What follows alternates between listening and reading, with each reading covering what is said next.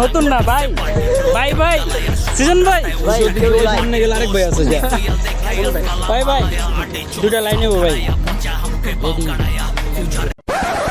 আসসালামু আলাইকুম guys, welcome back to my another blog.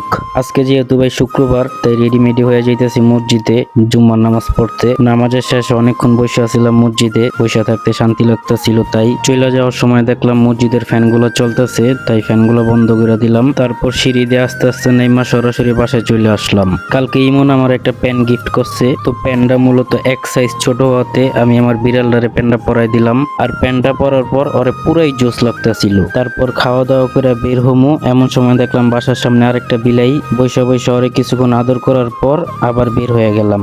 বাইরে বের হতেই শুরুতে দেখা হলো সবুজ দাদার সাথে। তারপর আমরা আমাদের গ্যারেজে বসে কিছুক্ষণ ফ্রি ফায়ার খেললাম। বৈশা বৈশা গেম খেলতে অনেক বোরিং লাগতেছিল, তাই আমরা হাঁটাহাঁটি করতে বের হয়ে গেলাম আর চলে গেলাম বুড়িগঙ্গা নদীর পার। আজকের ওয়েদারটা ভাই অনেক জোস, অনেক। তারপর আড্ডা দিতে দিতে সন্ধ্যা হয়ে গেল, আর বুড়িগঙ্গার পারে আসার পর আরো কয়েকজন ভাই ব্রাদারের সাথে দেখা হয়ে গেল। তারপর সবাই মিলে চা খেলাম, চাটাও ওয়েদারের মতো জোস ছিল। চা খাওয়া শেষে আমরা আবারও কিছুক্ষণ আড্ডা দিলাম, গান টান গাইলাম। আড্ডা শেষ করে এলাকার দিকে রওনা হব, এমন সময় দেখা হয়ে গেল সিজন ভাইয়ের সাথে। তো অনেকদিন পর ভাইয়ের সাথে দেখা, তো ক্যামেরা অন করে ভাইয়ের সাথে অনেক ফাইজলামি টাইজলামি করলাম। ভাইও পুরো মজা টজা নিয়ে নিল। তারপর ভাই আঙ্গ সবাই ঠান্ডা মান্ডা খাওয়াইলো। ঠান্ডা মান্ডা খাওয়ার পর সবাই মিলে ভাইয়ের লগে একটা গ্রুপ ছবি তুললাম। তারপর ভাইয়ের থেকে বিদায় নিয়ে এলাকায় চলে আসলাম। তো গাইস, আজকের ব্লগ এই পর্যন্তই। সবাই সুস্থ থাকবেন, ভালো থাকবেন আর আমাদের সাথেই থাকবেন।